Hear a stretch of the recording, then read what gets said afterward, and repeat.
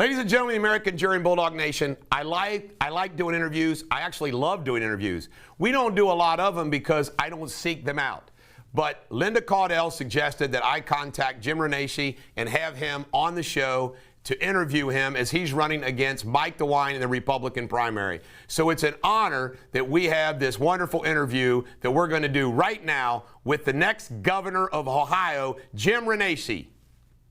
With me today is somebody who I've never met in person, but I've been following because my good friend Linda Caudell makes sure that I follow you. And I want you to know at Freedom Fest, Jim, you've got several shout-outs from several speakers. So I just want to let you know we're doing all that we can. But, Jim, for all those people that don't know who you are, and I think there's less and less that don't know who you are, especially in Ohio, tell the ladies and gentlemen of the American Jury and Bulldog Nation, as I like to call them, a little bit about yourself and your background. Well, first off, thanks for having me, Eric. And look, I came to Ohio 38 years ago as a young kid out of college. I knew Ohio was the land of opportunity. I started my first business here in Ohio with just a couple $100. I went from one business to 60 businesses, created over 1,500 jobs, and employed 3,000 people throughout the entire state. So I had jobs in the nursing home industry. I had a construction company. I had a CPA firm. I had Harley dealerships, car dealerships, golf courses, sports teams. I was pretty much involved throughout the state of Ohio. I would have probably still continued and still am in the business world. I have 39 years in business, but during that period of time, and many of your listeners will remember this, back in 2009, one of my businesses, my Chevy dealership, was attacked and taken over by the federal government. I chuckle when I say that because it was literally taken from me. And anybody that has ever had the reach of government take something from you will realize what a difficult thing that is. 58 employees, $3 million invested, and boom, the federal government says, we're just taking it away from you. That was during the bankruptcy, the takeover by the Obama administration of General Motors. I called my congressman, interesting story, really had no interest in ever getting into national politics, called my congressman. He came, visited, looked at the dealership, said he would help. The problem was when he went back to Washington in July of 2009, and there was a vote to reinstate all car dealerships throughout the country, not just mine, he voted against it. And I tell you, Eric, that was the second time I felt like I was kicked in the stomach by the government. I called that member of Congress. I told him, I'm going to remove you from office, even if I have to run. 30 days later, I jumped in a race. 15 months later, I became the U.S. Congressman in Ohio's 16th district. I still continue to have my businesses. Even to today, I still have business operations. But I did serve 8 years in Congress. I found it to be an absolute joy to represent the people of Northeast Ohio, but a waste of time to get anything done. And I wrote a book about it, said that Washington is broken, which it is. And I said, the only way to fix Washington is have strong leaders back in Ohio, strong governors. And in 2017, many of your listeners will remember, I jumped in the governor's race.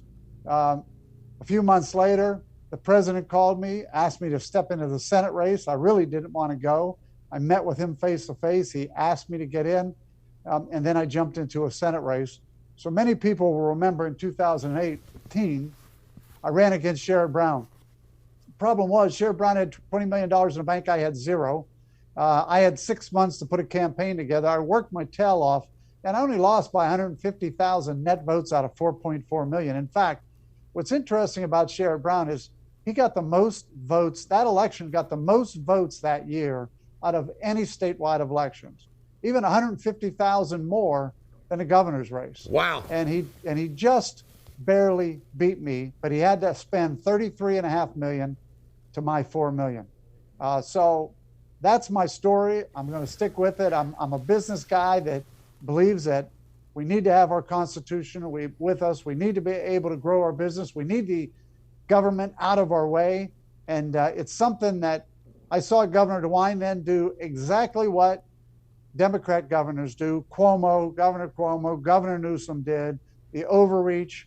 And that's why I jumped back into this race for governor, just about a month and a half ago, because we can't have the government jumping in and taking control of our lives like Governor DeWine did for almost the last 2 years during the COVID crisis. Jim, I want you to know that I feel a personal obligation to, when there's a candidate like you, we have to help you. Because, you know, the people that usually run for politics, they're same old political gangsters over and over again. And when you have somebody like Donald Trump runs or somebody like Jim Renacci runs, we have to get behind you and do all we can, because it's a lost opportunity if we don't. You know, Mike DeWine, and all your business experience, you're just like all these other businessmen. Nothing that they do, nothing that comes out of Washington, nothing that comes out of these Bashir in Kentucky and DeWine makes any sense at all. And it's just, it drives you crazy. So I just want you to know that I am glad you are running. And Michael DeWine is the epitome, the epitome of a career politician. You know, it's like they figure out which office do I want to run to. Okay, I do this, do that, you know, and they play these little games. And he has been the worst Republican governor in this United States during this pandemic. Would you agree? Well, Eric, I would agree. And again, he's not the worst Republican governor. He's probably one of the Democrat governors, which makes it even worse. You're right. He's no Ron DeSantis. He's absolutely not. He runs the state like a Democrat. He was Cuomo-like in all of his moves. He chuckled with Cuomo on TV during the COVID crisis. He wanted to match up to Governor Cuomo. He was the most Cuomo-like governor other than Governor Cuomo. You know, Jim, one of the things that I'm on this issue like green on grass, and I want to share this with you because you probably don't watch my show, which I take no offense to, but I want to share you something. In the last 6 weeks, I have reviewed nearly 20,000 emails coming from healthcare workers, primarily in the northern Kentucky and Cincinnati area. And there is, without any shadow of a doubt, I don't need to hear about this on the internet, I don't hear about it. They manipulate the numbers with the government. The government is the partner with these healthcare industry, and they manipulate the COVID numbers. It's all to scare, that everything flows out of there. But Jim, I'm telling you right now, it's a fraud upon us. Cincinnati Children's Hospital yesterday had 8 kids out of this whole millions and millions of people in this region. Only had 8 kids with COVID in the hospital. And they act like all the kids are dying of COVID. I mean, it's evil, Jim. It's actually evil. And I think this issue, I mean, you got the issues that you have, is I think this is an issue for you to drive home to victory, because there's healthcare workers all across the state. And you know what, Jim? My wife got vaxxed. I didn't. She doesn't think that I'm an evil person or I'm a bad person because I didn't get vaxxed. And that's the way most people that get vaxxed feel about us. So, I mean, I just want to tell you, I'll share some of this information with you, but it's a fraud, and it's a fraud being perpetrated on the people of Ohio, and it's just wrong. I mean, and you know what? They're all in bed with DeWine. All the health care money and all those big law firms, woo, to DeWine. And it's all about what they can get in return. Well, absolutely. And remember, Eric, they all get funded extra money when they call it a COVID. You know, I have a son who's a physician. Now, he'll argue with me, well, I don't care if they died of a heart attack. If COVID was related, COVID hurt their heart. Well, look, here's what I say. I see motorcycle accidents being called COVID deaths as well. Just because you have COVID does not mean you died of COVID. And what we're finding is they want to reference anyone in any way that they can attach it to COVID because it's about extra money. It's correct. It's about extra federal dollars coming in. Correct. And you know what, Jim? You get it. I mean, I love you, man. I'm going to do anything I can to help you. You're what Ohio needs. You're what Ohio needs. Breath of fresh air, to use the cliche, is that they take our money and then Schumer, Pelosi, DeWine, that Ohio State House, they act like it's their freaking money instead of our money. And you know what? I'd say this: people like yourself, I'd hate to know how many millions of dollars you've paid in taxes through all those businesses all these years. Is they act like it's their money. You know, it's their money. So we get it twice. We have to pay it, and then they screw us on the back end. It's a nightmare. Well, and I agree. And you know, Eric, it's not just about COVID, although COVID's a big issue in Ohio. Look, Yeah, what are the other issues? What are the other issues that you see? Ohio ranks 50th in jobs, 50th in new business. We're the 6th most left state in the country. People are leaving Ohio. They're all heading out of this state, and that's why we're losing a member of Congress. But here's what we're number one in. We're number one in corruption, and we're number one in drug overdose deaths due to depression and opioids. So those are the worst statistics you can have. 50th in jobs, number one in death and overdose, and number one in corruption. And where's the corruption related to? In Ohio. Look, we had Cincinnati City Council corruption. We had Toledo Council corruption, but we also had corruption in the State House. We had a First Energy here in Ohio who admitted to bribery and has accepted a criminal penalty of $240 million. And when you look at that corruption, look at who it's wrapped around. Look how much money Mike DeWine took. Mike DeWine, well, there was a lobbyist who committed suicide with, by the way, Mike DeWine for governor shirt on when he shot himself. Wow. He also put in that book that Mike DeWine knew everything that was going on and took $5 million from First Energy. But Mike DeWine's chief of staff worked for First Energy, his chief of staff's wife, his main lobbyist, and even the PUC chairman worked for First Energy and got a $2.4 million pay out of First Energy when he went to become the PUC chair. All these people are wrapped around Governor DeWine. All of them worked for First Energy, and Governor DeWine took almost $5 million. I've asked the governor multiple times, give back the money. It's tainted money. The Attorney General in Ohio has said that that is tainted money, anything from First Energy, and he's sued First Energy. And I've asked him to go after Mike DeWine and get that $5 million and give it back to First Energy. Because remember, First Energy is a utility, and those are also citizens that have to pay that money that went to Mike DeWine. Give it back, Mike DeWine. Give it back and tell people exactly what you know. But that's why we're number one in corruption, because it's wrapped around the State House. Now, when is the primary election? Primary election is next May. Okay. So, you know, we're 5, 6, 7, 8 months away. I mean, it's good. Still a long We got way time off, to help you. Yeah, there's a lot of time to help. What's interesting is I got Mike DeWine attacking me already with his dark money groups.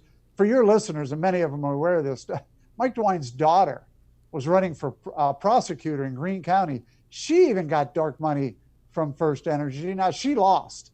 Hopefully, the people wake up in Ohio and realize that Governor DeWine is all about dark money, and he's the center of this corruption with First Energy. Now, I'm not saying he's convicted, but he certainly has corruption all around him with the people he's hired and the money he's taken. And I'm hoping people remember this when we get to next May. I think you can sum up the corruption in a lot of little simple anecdotal things, but the fact that the State House in Ohio, the Republicans, refused to remove Householder from his position.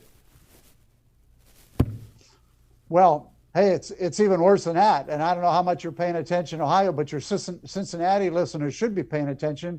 The Ohio I pay Republican attention Party. to everything in Ohio.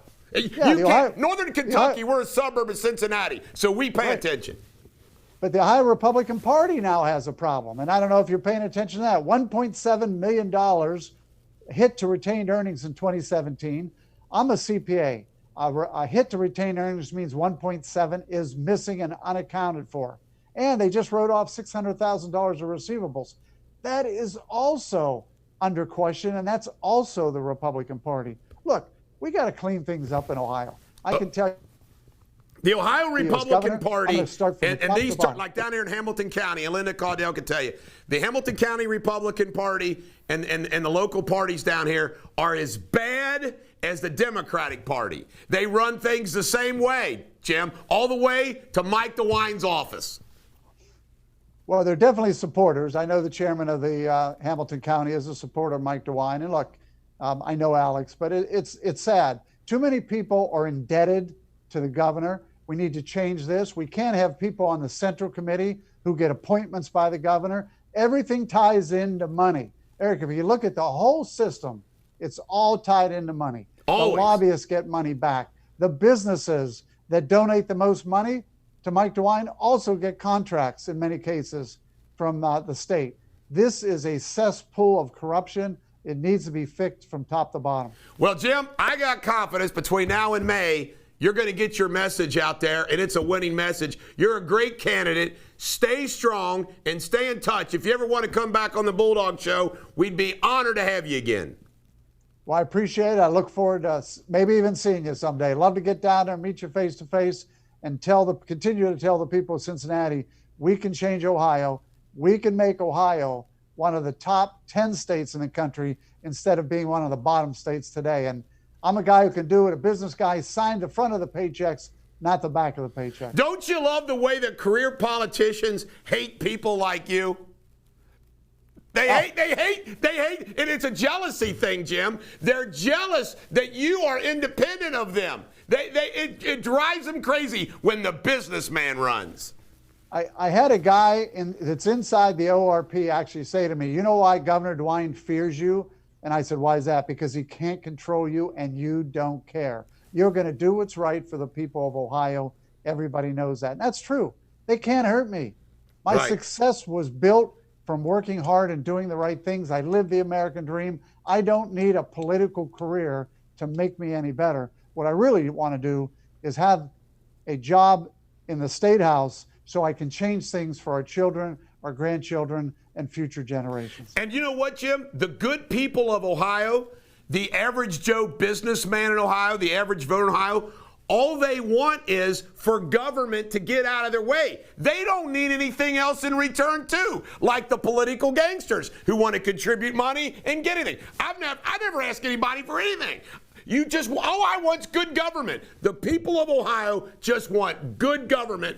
They don't want like, ooh, if I do this, will you do this? And that's the games that they play. And the average Joe in Ohio, average Jane and Joe, deserve you, not the way DeWine runs the state.